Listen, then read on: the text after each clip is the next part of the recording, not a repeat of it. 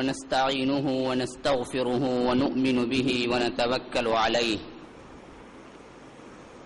ونعوذ بالله من شرور أنفسنا ومن سيئات أعمالنا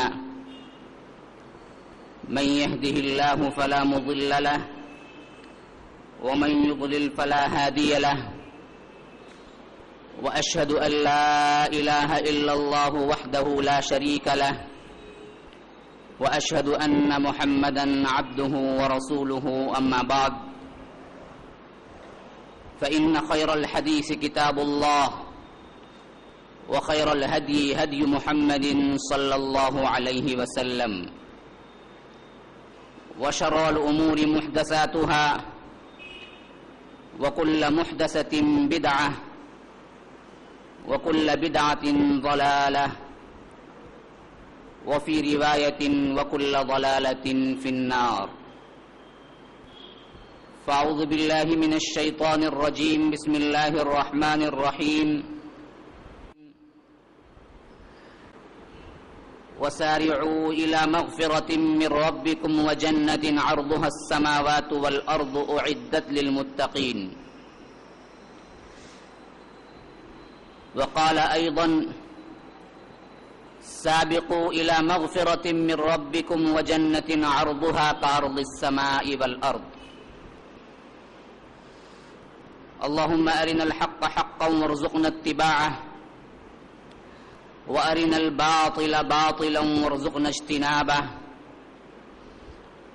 اللهم علمنا ما ينفعنا وانفعنا بما علمتنا وارزقنا علما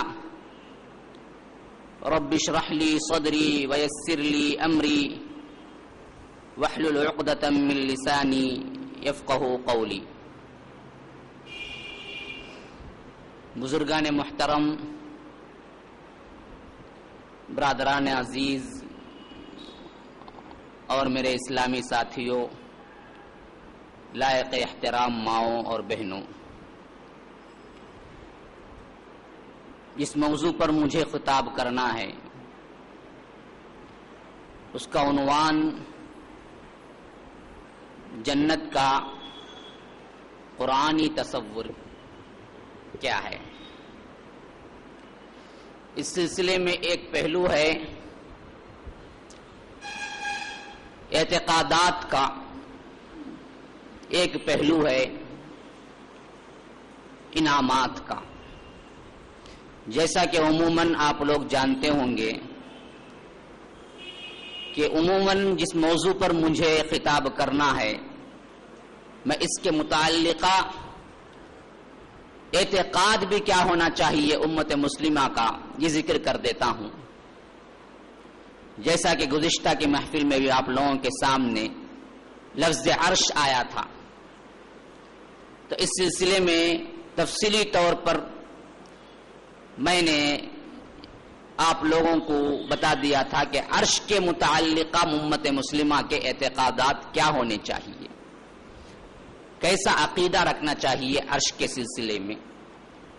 اللہ کی ذات سے منسلک چیز ہے عرش، اس پر اعتقاد کیسے ہو؟ تو بالکل اسی طرح یہ جنت اور جہنم کا معاملہ بھی اعتقادات سے منسلک ہے اور ایمان بالغیب کے اندر آتا ہے۔ آپ نے نہ جنت دیکھی ہے نہ جہنم دیکھا ہے، تو یہ غیب کی چیزیں ہیں، تو اس پہ اعتقاد کیسے رکھنا ہے، یہ پہلا نقطہ ہے میری تقریر کا۔ پھر نمبر 2، پھر اس تک پہنچنا کیسے ہے؟ کوئی چیز ہے، کوئی محور ہے، کوئی مرکز ہے، تو آپ جو راہ اختیار کریں گے اگر یہ اسی کی ہوگی تب تو پہنچیں گے۔ اس کی راہ ہی نہیں ہے، آپ غلط راستوں میں بھٹک رہے ہیں تو منزل پہ پہنچیں گے کہاں؟ تو اس وقت تک، وہاں تک، اس جگہ تک پہنچنے کے لیے آپ کو ضروری چیز راہ ہے، تو اس تک پہنچنا کیسے ہے؟ یہ نمبر 2 تقریر کا دوسرا حصہ ہے میرے۔ پھر اس کے بعد جب پہنچیں گے تو یہ اصل موضوع ہے گویا کہ اس کا قرآنی تصور کیا، یعنی کیا انعامات ہیں جو اللہ تعالیٰ نے اپنے بندوں کے لیے مقرر کیا ہے۔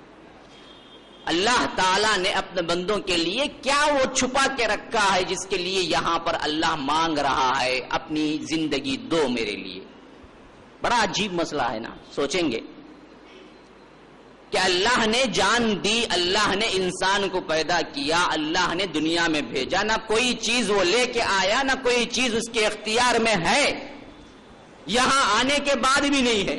یاد رکھ لیجئے, اگر سوچا جائے اس مسئلے پر تو اچھی طرح آپ کو یہ بات عمیق نظر سے اگر دیکھیں گے تو کھل کے سامنے آ جائے گی کہ اس کائنات میں آنے کے باوجود بھی کل کائنات کا قبضہ تو اللہ تعالیٰ ہی کے ہاتھ میں, لیکن خود انسان کا بھی اللہ تعالیٰ ہی کے ہاتھ میں ہے. اختیار دیا بھی تو ایسا اختیار نہیں دیا کہ کل کا کل اختیار مطلق جسے کہتے ہیں وہ نہیں دیا. وہ اختیار دیا ہے جس کو آپ کیا ہے صرف بعض چیزوں میں استعمال کر سکتے ہیں بس. اس کے علاوہ جہاں پابند کر دیا وہاں پر کوئی آپ تبدیلی نہیں کر سکتے. آنکھ سے دیکھنا, کوئی انسان آج تک پیدا نہیں ہوا ہے جو کان سے دیکھے. کوئی دعویٰ کرے میں کان سے دیکھتا ہوں تو وہ دیکھ بھی نہیں سکتا. آنکھ ہی سے دیکھنا ہے اس کو. کان سے سننا ہے تو کان سے ہی سننا ہے. گوشت تو ہر جگہ ہے, لیکن جو زبان ہے اس کے گوشت میں جو چکھنے کا مزہ دیا ہے وہ کسی اور جگہ نہیں. ہاتھ رکھ کے آپ نہیں کہہ سکتے کہ کھارا ہے کہ میٹھا ہے. آپ کو چکھنا ہے زبان سے, یہاں پر رکھیں گے تو معلوم ہوگا کھارا ہے کہ میٹھا ہے. آپ کے اپنے اعضاء کے لحاظ سے بالکل مجبور ہیں, آپ غلام ہیں, بندے ہیں, عبد ہیں. کوئی ایسی چیز نہیں ہے جس میں آپ کو کوئی اختیار دیا گیا ہو. صرف افعال کے کرنے میں کچھ اختیار دیا گیا ہے جس پہ انسان کیا ہے اتنا اتراتا ہے, ورنہ دیکھا جائے تو عموماً وہ پابند ہے. تو یہ سب کچھ اللہ تعالیٰ نے کیا ہے. پھر اس کے بعد اللہ تعالیٰ نے ایک راہ بھی مقرر کر دی, جس کو بتا دیا کہ اس کو اگر کرو گے, اس پر چلو گے تو ہم تمہارے لیے بہت سے انعامات رکھے ہیں, بہت سے نوازشیں رکھے ہیں جن کا کوئی تصور آپ اپنے ذہنوں میں صحیح طور پر نہیں لا سکتے, لیکن ہم دیتے ہیں پھر بھی. پہلی چیز یاد رکھ لیں, جنت کے سلسلے میں عموماً جو اسٹرکچر, جو خاکہ آپ کو ملتا ہے قرآن اور حدیث میں, یہ تمام چیزیں اس کی پوری اصلی حیت نہیں ہے, بلکہ اس سے بھی کئی گنا زیادہ ہے جس کا اللہ تعالی نے آپ کے ذہنوں کے لحاظ سے بعض چیزیں ارشاد کی ہیں, بعض چیزیں بتا دی ہیں. اسی وجہ سے مالا عین الرات ولا اذن سمعت وما قطر علی قلب بشر, جیسا کہ حدیثوں میں آیا ہے کہ یہ وہ جنت ہے جس کو نہ کسی آنکھ نے دیکھا ہے, نہ کسی کے ذہنوں میں اس کا تصور آیا ہے پوری طرح, اور نہ کسی کے قلب کے اندر اس کا پورا اسٹرکچر آ سکتا ہے, خیال آ سکتا ہے. بہت وسیع ہے, بہت زیادہ انعامات ہیں. اور اللہ تعالیٰ یہ کس کے لیے رکھا ہے, یہ اہم سبق ہے جو اس مضمون کا ہے, جس کو سمجھنا چاہیے. سب سے پہلی چیز میں پہلے پوائنٹ ہی کو لیتا ہوں کہ جنت اس سلسلے میں اعتقاد اہل السنت والجماعہ, اسلاف اصحاب رسول اللہ اور اللہ کے رسول صلی اللہ علیہ وسلم کے اعتقاد کیا دیے ہیں, کیسے رکھنا ہے. پہلی چیز, اللہ تعالیٰ نے جنت اور جہنم کو اب پیدا کر چکا ہے, پیدا ہونے والی کوئی چیز نہیں ہے. یاد رکھ لیجیے, اب بھی موجود ہے, جنت بھی موجود ہے, جہنم بھی موجود ہے, اور یہ دونوں کو پہلے سے تیار کر دیا گیا ہے. جنت اعدت للمتقین, متقیوں کے لیے ہے, اور جہنم برے لوگوں کے لیے ہے. یہ دونوں چیزیں تیار ہو چکی ہیں, اور یہ تیار ہو چکی ہے تو فنا نہیں ہوں گی. ہر انسان آتا ہے, فنا ہوتا ہے, دنیا کی ہر چیز فنا ہونے والی ہے, لیکن یاد رکھ لیجئے جنت اور جہنم فنا نہیں ہوں گے, کبھی ختم نہیں ہوں گے. ایسی چیزیں ہیں دونوں کہ ایک بار پیدا ہوئی ہیں اور فنا نہیں ہوتی ہیں, یہ ہمیشہ ہے. ہم فیہا خالدون, خلد ہے وہاں پر, جو کوئی داخل ہوگا نکلے گا نہیں, پھر نہ زندگی ختم ہوگی نہ وہ فنا ہوں گی. جنت بھی یہی ہے، جہنم بھی یہی ہے، وہ پیدا ہو چکی ہے، تیار کر دی گئی ہے اور ختم ہونے والی نہیں ہے۔ کوئی عذاب میں پہنچ گیا، اب چھٹکارا نہیں ہے، کوئی ثواب میں پہنچ گیا، جنت میں پہنچ گیا، اب چھٹکارا نہیں ہے، اب اس کی نعمتیں ختم ہونے والی نہیں ہیں، اب اس کے لیے کسی ڈر کا، اندیشے کا کوئی خوف نہیں ہے، وہ ہمیشہ رہیں گے۔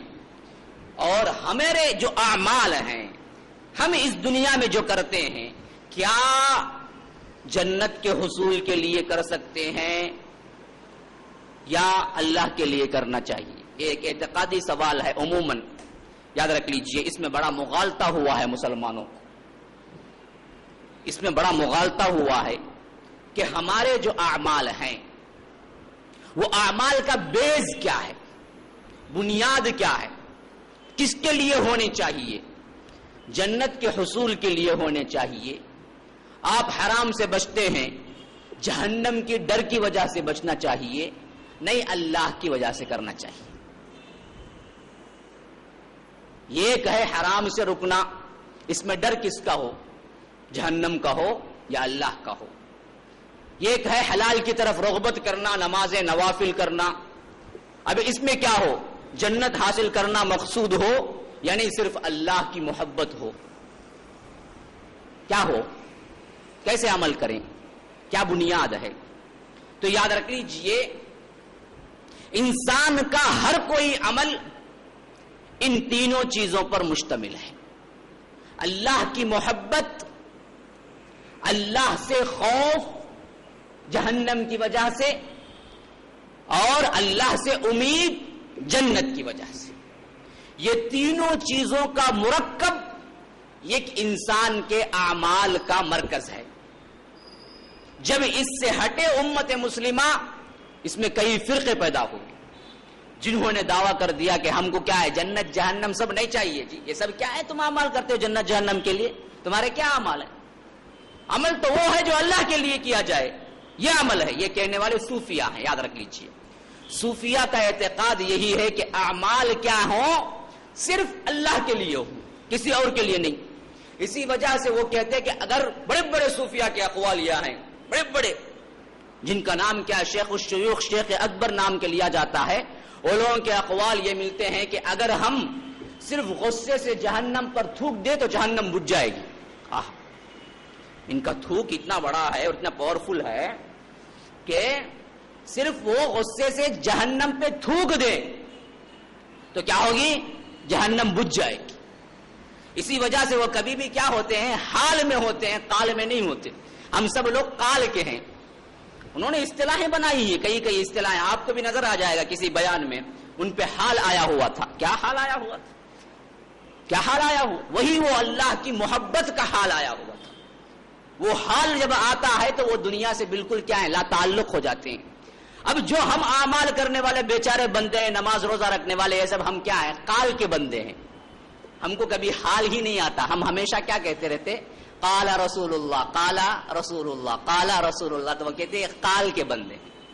ہم کیا ہے، قال کے بندے ہیں، وہ کیا ہے، حال کے بندے ہیں، وہ ہمیشہ حال میں ہوتے ہیں، اپنا ایک الگ ہی ان کا ایک منہج ہے۔ تو یاد رکھ لیجئے، ان کا اعتقاد یہ ہے کہ ہم عمل کریں گے صرف اللہ کی محبت میں، گویا کہ اللہ کیا ہے، کوئی ایک حسین عورت ہے ان کے لیے۔ عموماً صوفیوں کا اعتقاد یہی ہے کہ اللہ کو وہ کیسے مانتے، ایک حسین عورت کی شکل میں مانتے، یعنی اس سے ان کو غصہ ہو جاتا، کبھی ان کو دلی محبت اتنی بڑھ جاتی کہ گم ہو جاتا۔ اسی لیے یاد رکھ لیجئے، ان لوگوں کا اصل استعمال اس سلسلے میں ہے عشق، حالانکہ قرآن اور حدیث میں کہیں اللہ کے لیے عشق کا لفظ نہیں آیا ہے۔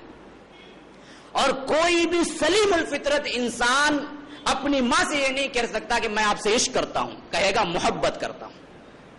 بیوی سے کہے گا عشق کرتا ہوں۔ یہ زن و شو، جنسی تعلق جو ہوتا ہے، اس کے لیے لفظ عشق استعمال ہوتا ہے۔